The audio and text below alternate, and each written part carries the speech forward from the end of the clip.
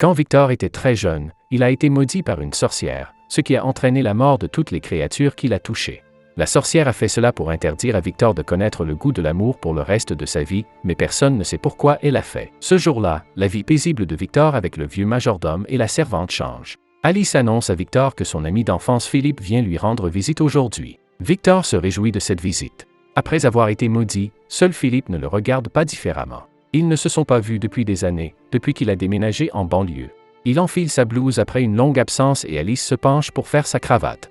Victor remarque la silhouette gracieuse d'Alice et rougit instantanément. Il ne sait pas si Alice essaie d'atténuer sa nervosité ou si elle cherche simplement à le taquiner. Philippe arrive bientôt chez Victor, accompagné de plusieurs gardes du corps. Mais les gardes du corps se méfient toujours de Victor, dont ils ont manifestement peur. C'est alors qu'un garde du corps renverse accidentellement un pot de fleurs et au moment où la fleur est touchée par Victor, Philippe affiche un regard horrifié. Victor sait que leur amitié ne pourra jamais se rétablir.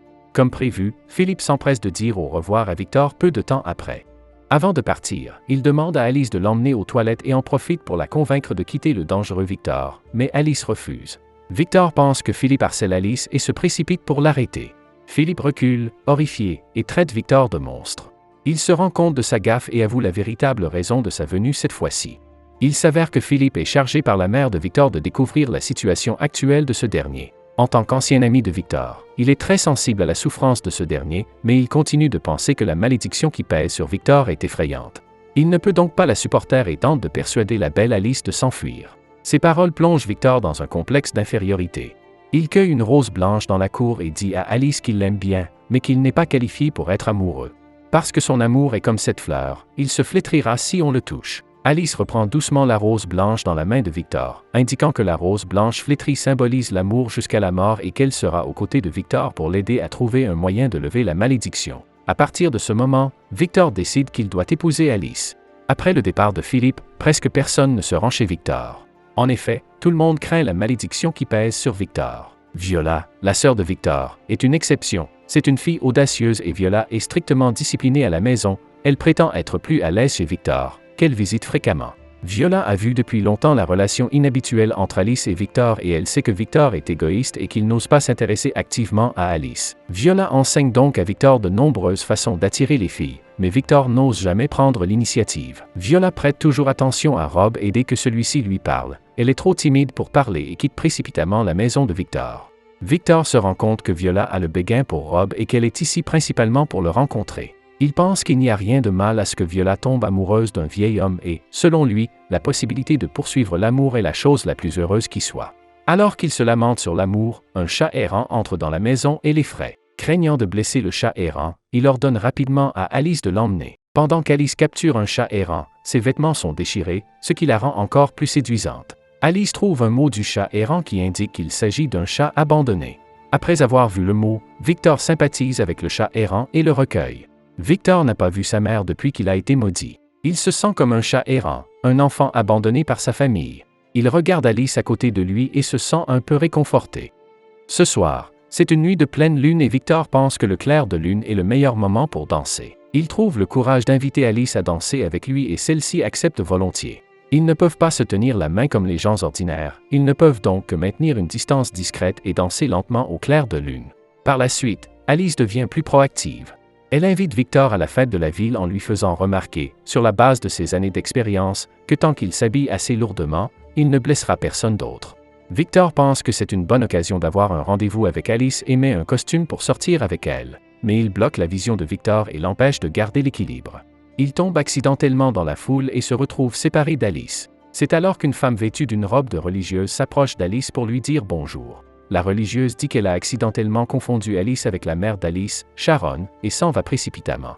Alice est trop occupée pour penser à l'étrange action de la religieuse et cherche Victor. À ce moment-là, Victor est empêtré par un enfant perdu et pour le calmer, il joue du piano sur le bord de la route. La foule qui assiste à la fête entend son excellente interprétation et se met à danser. Bientôt, le son du piano aide la mère de l'enfant à le retrouver. C'est la première fois que Victor partage sa joie avec quelqu'un d'autre et il en retire un sentiment de réussite beaucoup plus grand. Alice suit le son du piano pour retrouver Victor et ils poursuivent leur visite de la fête. À la tombée de la nuit, ils s'approchent d'un clocher pour observer la lune. Victor réfléchit à l'expérience de la journée et déplore le fait qu'il veuille créer un rendez-vous romantique, mais qu'il ne puisse pas établir un contact corporel normal avec Alice. Alice réconforte doucement Victor en lui disant que tant qu'elle est à ses côtés, elle est satisfaite.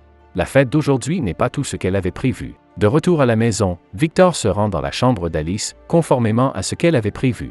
Il est très nerveux lorsqu'il voit les sous-vêtements sur la table d'Alice et il ne sait pas à quoi s'attendre ce soir. Plus tard, Alice lui explique qu'elle ne fait que créer un environnement confortable pour que Victor puisse mieux dormir, car ce dernier a souffert d'insomnie ces derniers temps. Victor connaît assez bien Alice et pense qu'elle essaie simplement de le taquiner d'une manière qui provoque des malentendus. Trop gêné pour dormir, il emmène Alice au bord d'un lac pour faire du bateau. Sous le magnifique ciel étoilé, Victor dit affectueusement à Alice combien elle lui plaît. C'est alors qu'Alice tombe accidentellement à l'eau, mais heureusement le lac n'est pas profond. Elle dit que si Victor pensait ce qu'il vient de dire, il l'embrasserait. Elle mourrait pour le faire et lorsque ses lèvres sont sur le point de toucher Alice, sa rationalité l'arrête. Alice renverse le bateau et fait tomber Victor à l'eau, comme si elle perdait son sang-froid.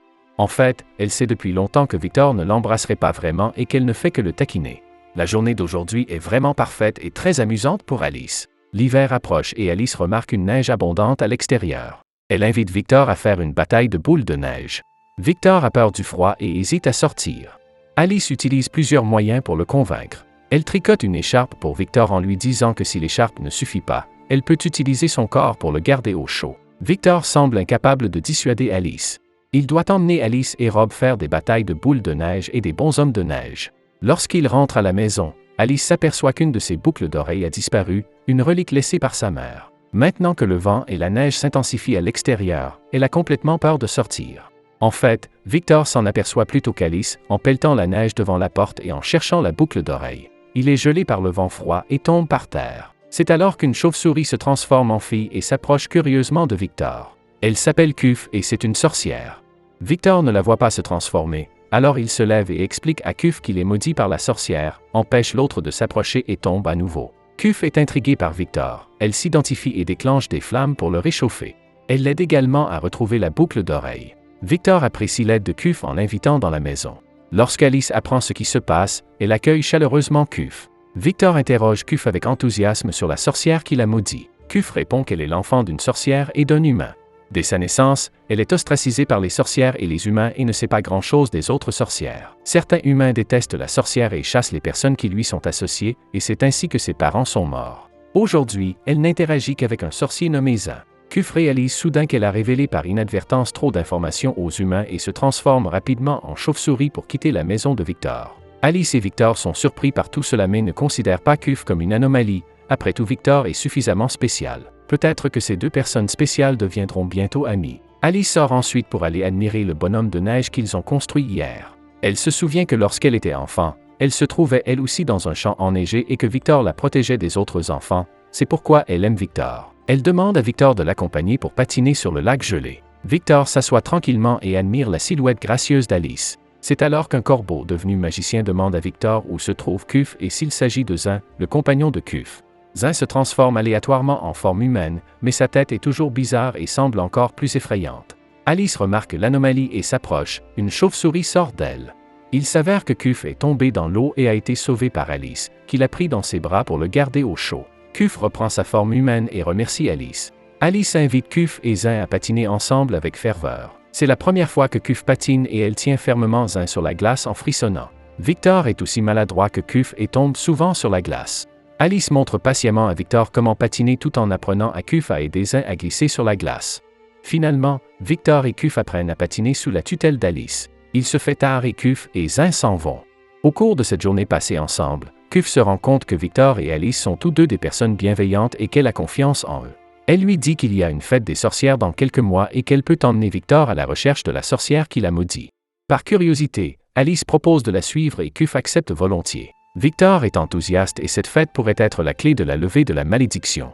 Le jour de la nuit des sorcières, Victor attend Kuf à la maison. Soudain, il entend l'exclamation d'Alice venant de la douche et se précipite pour vérifier. Victor enfile d'abord son manteau sur Alice, puis apprend que le chat qu'ils ont adopté est entré par effraction et a pris les vêtements d'Alice. Victor emmène Alice fouiller la maison et trouve des vêtements déchirés par le chat. Alice donne la robe au chat et se prépare à retourner à la douche. Elle invite Victor à se baigner avec elle et Victor s'enfuit timidement.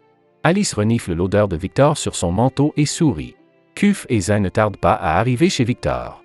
Ils expliquent à Victor et Alice qu'en plus de la sorcière, de nombreuses espèces particulières sont impliquées dans la fête des sorcières et que le trait commun de ces espèces est le rejet des humains.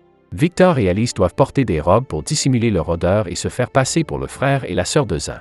En prononçant ces mots, Zin ouvre un portail et entraîne tout le monde dans un monde magique. Victor voit ici de nombreuses créatures dont il n'a jamais entendu parler et il est trop effrayé pour bouger. Alice, en revanche, est beaucoup plus calme. Elle observe tout et découvre que la tête de la sorcière nommée Dalet est la religieuse qui est apparue une fois à la fête. Après avoir compté les personnes présentes, Dalet remarque Victor et Alice et leur demande leur identité. Kuf se lève précipitamment et explique. Lorsqu'elle est nerveuse, elle a tendance à se tromper en disant qu'il s'agit des enfants de Zin et d'elle. Heureusement, les autres n'en doutent pas. Après avoir terminé quelques tâches, Dalet dissout la fête. Certains participants s'approchent de Kuf et se moquent d'elle avec dédain, car elle est la seule sorcière d'origine humaine dans la salle. Zin est le premier à se mettre en colère. Sous sa féroce intimidation, les participants s'excusent auprès de Kuf. Ils ne le remarquent pas, mais Kuf rougit de façon inattendue. Au même moment, Alice part à la recherche de Dalet.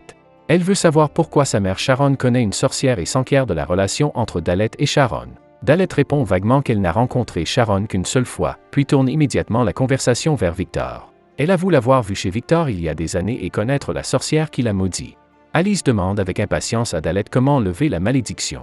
La réponse est que la malédiction ne peut pas être levée parce que la sorcière est morte et que personne d'autre ne peut briser la malédiction. Victor pose une série de questions à Dalet, se demandant pourquoi il est sous l'emprise du sort. Elle déteste cette sorcière et ne veut pas continuer à révéler plus d'informations. Elle brûle avec désinvolture la robe de Victor, ne lui laissant pas le temps de poser d'autres questions. Tous les participants remarquent que Victor est un humain et les attaque frénétiquement. L'attaque d'une de ces lianes géantes est sur le point de s'étendre à Alice et Victor touche rapidement la liane pour la flétrir avant de s'enfuir avec Alice. De son côté, Kuf déchaîne les flammes pour bloquer l'ennemi et Zin en profite pour ouvrir le portail et s'enfuir avec eux vers la maison de Victor. Bien qu'il n'ait pas réussi à lever la malédiction, il a trouvé quelques indices. Sa seule préoccupation est de savoir si Zin et Kuf seront impliqués. Zin et Kuf disent calmement qu'il y a souvent des bagarres lors des réunions de sorcières et que les gens les oublient au bout de quelques jours. Ils disent également qu'ils se rendront souvent chez Victor à l'avenir. Il semble qu'ils considèrent Victor et Alice comme des amis.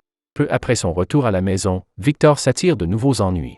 Il brise accidentellement un pot de fleurs que Rob a soigneusement cultivé pendant des décennies et qu'il cache partout pour éviter les réprimandes. Alice est la première à trouver Victor dans le placard. Pensant qu'il s'agit d'un jeu de cache-cache, elle se cache avec Victor et lui suggère de se cacher sous sa jupe.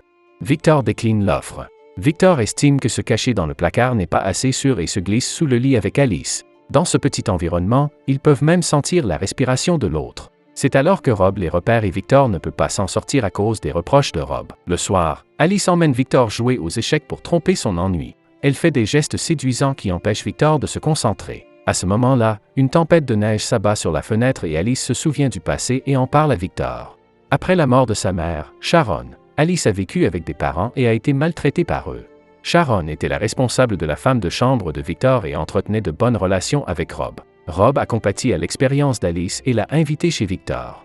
Alice et Victor se connaissent depuis l'enfance et se sont tout de suite mis d'accord. À l'époque, Victor vivait dans une misère quotidienne, pensant que tout le monde le considérait comme un monstre. Sa chambre était jonchée d'objets qu'il avait cassés. Lorsqu'Alice est arrivée, il ne lui a fallu qu'une journée pour nettoyer la chambre de Victor. Victor est non seulement ingrat, mais il chasse Alice en oubliant apparemment son ami d'enfance. Alice a essayé par tous les moyens de se rapprocher de Victor, mais en vain. Victor s'est alors précipité hors de la maison par une nuit de tempête de neige, laissant un mot disant que puisqu'Alice ne voulait pas partir, il partirait, pensant que sa vie ne servait à rien et voulant tout arrêter ici. C'est alors qu'Alice l'a trouvé. Elle raconte avec émotion qu'elle a été sauvée par Victor lorsqu'elle était enfant, qu'elle tient beaucoup à Victor et qu'elle ne veut pas qu'il lui arrive quoi que ce soit. Victor se souvient de son passé avec Alice et remarque les blessures sur ses mains, qui ont été coupées par des débris dans sa chambre. Victor assimile alors les paroles d'Alice et sa personnalité commence à changer. C'est également ce soir-là qu'il tombe amoureux d'Alice. De retour dans le présent, Victor est très émotif. Il sait que sans Alice, sa vie serait finie. Il veut donc rendre à Alice sa bonté par sa vie. Notre duc pourra-t-il vivre un amour profond avec Alice? Si vous voulez le savoir, commentez avec Alice.